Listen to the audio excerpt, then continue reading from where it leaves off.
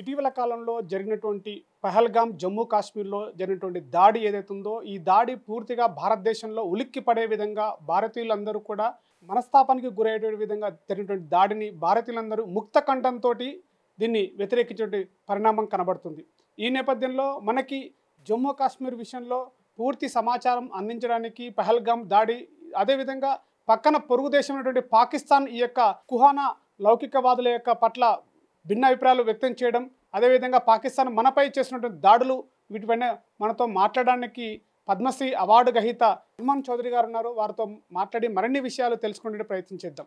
Sir, ఇటీవల కాలంలో జరిగినటువంటి పహల్గామ్ దాడి ఏదైతే ఉందో ఇదంది భారతీయులందరినీ కూడా ఒక దిగ్భ్రాంతికి గురి చేసినటువంటి సంఘటన. దీనిపై మీ యొక్క అభిప్రాయం ఏంటి?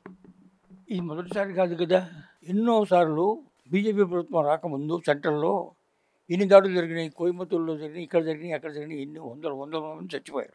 హైదరాబాద్లో కూడా పెళ్ళిళ్ళు జరిగినాయి. ఎవరి మీద పెళ్ళిళ్ళు జరిగినాయి? బాంబుల మీద ఎవరు చచ్చిపోయారు? హిందువులు చచ్చిపోయారు. ఈ పుస్తకం పేరు ఖురాన్, పవిత్ర గ్రంథం. ప్రాఫెట్ మహమ్మద్ గారు చెప్పినటువంటి సూక్తులన్నీ ఇందుట్లో ఉన్నాయి. ఏమనంటే ముస్లింలు కాని వాళ్ళు కాఫిర్లు, వారు ముస్లింలకి వ్యతిరేకులు, వారు బద్ధ శత్రువులు. కాబట్టి ఈ బద్ధ శత్రువులు అందరినీ కూడా నిర్మూలించవలసినటువంటి బాధ్యత ప్రతి ఇస్లామియందు విశ్వాసం ఉన్న యొక్క కర్తవ్యము. ప్రతి ముస్లిము చేయవలసిన పని ఏమిటి అంటే ఈ కాఫీలని వారి యొక్క సంఖ్యని ఏదో విధంగా తగ్గించి పారేసేసి ప్రపంచవ్యాప్తంగా ఇస్లామే వర్ధిల్లాలి. ఇది 9వ సూర పవిత్ర గ్రంథంలో అనమాట అండి. అందులో 5వ ఆయాత్ సూక్తి 5వ అనమాట అండి. ఇప్పుడు రంజాన్ అనేది పవిత్రమైన నెల. అటువంటి మొహరం అనేది అటువంటి అనమాట అండి. అవి అవగానే ప్రతి ముస్లిం చేయవలసిన యొక్క పని ఏమిటి అంటే, but when the forbidden month is past, then fight and slay అంటే ఏంటి? చంపటం. ఫైట్ అంటే ఏంటి? యుద్ధం చేయమంటాం. And slay the kafirs wherever you find them.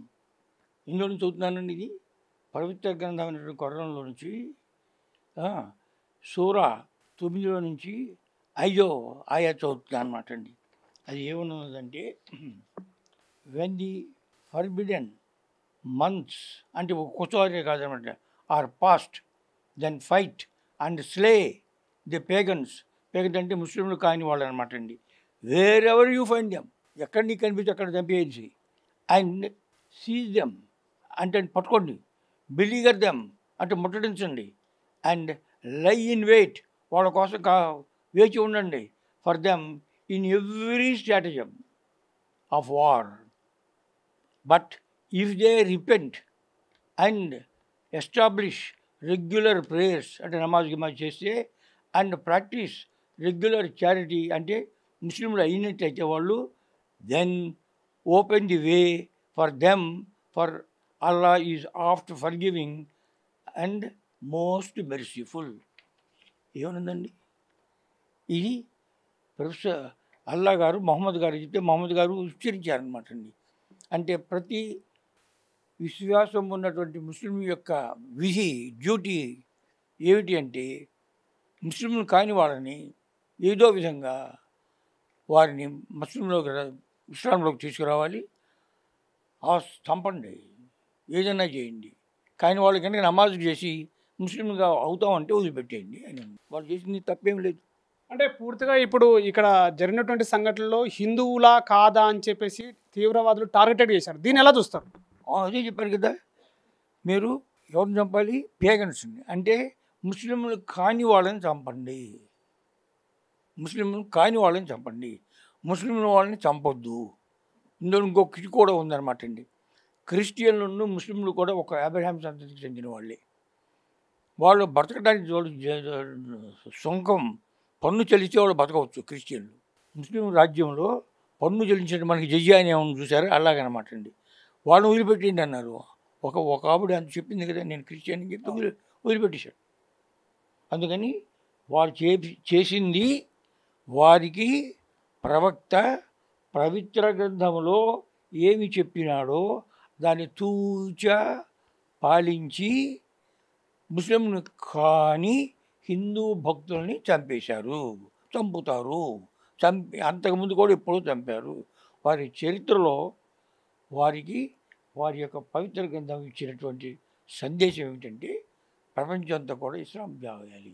దానికోసం మీరంతా కూడాను దాన్ని ఏమంటే గాజీలో వండాయి యుద్ధం మొత్తం జిహాద్ 2 రకాలుగా.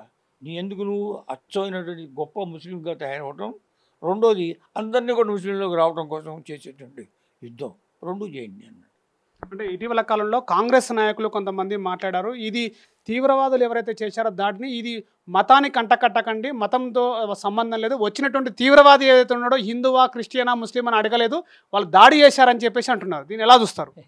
ఎంత పచ్చి అబద్ధం అనమాట.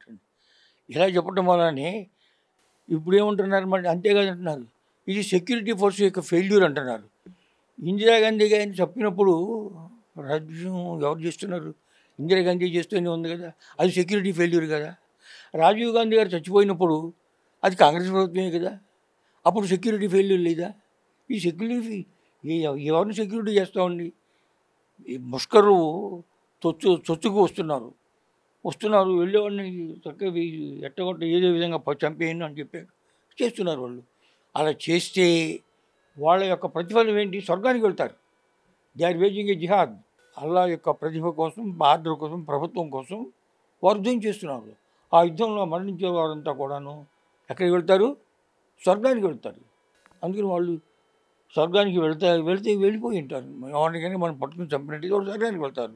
ఎందుకంటే వాళ్ళు అల్లా యొక్క ప్రతిభ కోసం, ఇస్లాం యొక్క గొప్పతనం కోసం యుద్ధంలో చేశారు, ఆ యుద్ధంలో చనిపోయారు. అటువంటి వాళ్ళంతా కూడా స్వర్గానికి వెళ్తారని చెప్పారు కాబట్టి చేస్తున్నారు. అంటే ఈ యొక్క సంఘటన, పహల్గామ్ సంఘటనని కేంద్ర ప్రభుత్వం చాలా సీరియస్గా తీసుకుంది. రాబోయే రోజులుగా తీవ్రవాదాన్ని ప్రోత్సహిస్తున్న దేశాలను కానీ తీవ్రవాదాన్ని పెట్టుకున్నటువంటి వ్యక్తులను కూడా తుదముట్టించేంతవరకు భారత ప్రభుత్వం నిక్కచ్చిగా ఉందంట. దీన్ని ఎలా చూస్తారు? నిక్కచ్చిగా ఉంటుంది మాటలే కదా. యుద్ధం చేస్తాను పాకిస్తాన్తో యుద్ధం చేస్తామా? వాళ్ళకి న్యూక్లియర్ బాంబులు ఉన్నాయి, వాడు త్యజిస్తారు. ఎప్పుడైతే ఓడిపోతామని అనుకుంటారో తప్పకుండా వాళ్ళు న్యూక్లియర్ బాంబులు వేస్తారు మన మీద.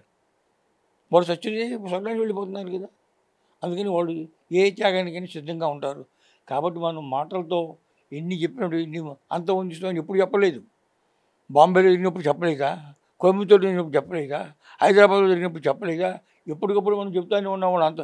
అది కానీ వాళ్ళ యొక్క విశ్వాసం, అది వారి యొక్క విశ్వాసం. అంటే రాబోయే రోజుల్లో పాకిస్తాన్ భారత్కి యుద్ధం జరగాల్సిందని అంటారా?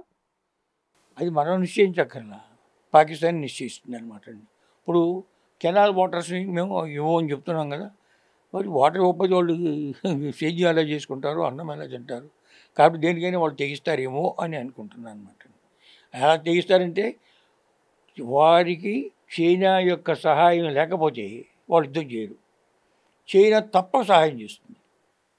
అంటే భారత్ కూడా అమెరికా ఇతర దేశాలు కూడా సపోర్ట్ చేస్తున్నాయి కదా.